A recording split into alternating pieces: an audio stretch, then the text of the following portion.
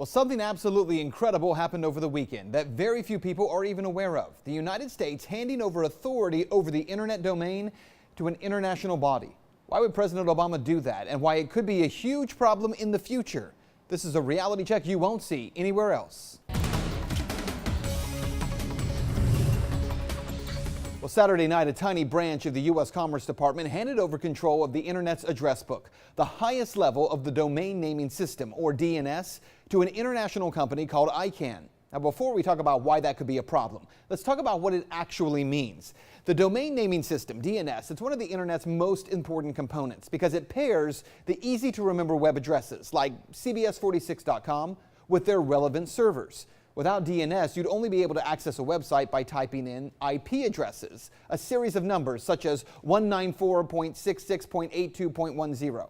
It would be a pain. Now, because the internet has largely come from the United States, the U.S. has always had ultimate say over how the DNS is controlled.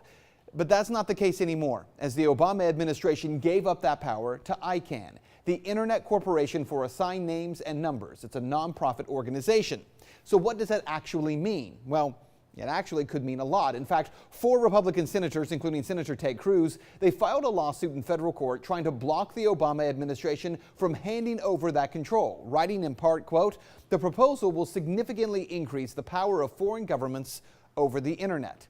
But for their part, the Obama administration is defending the move. Larry Strickling, the administrator of the Commerce Department's National Telecommunications and Information Administration, defends the move, saying this, quote, "There is no question that the U.S. role in this has served as a talking point for countries like Russia and other authoritarian regimes. When they're trying to convince the countries in the developing world to join them and some of their policies, they use this, the U.S. control, as an argument. So yes, we're taking that argument away. So we hope that developing countries would approach these issues with a different mindset as a result." So what you need to know is that what has actually happened here is the privatization of internet domain access, and that any way you slice it is of concern.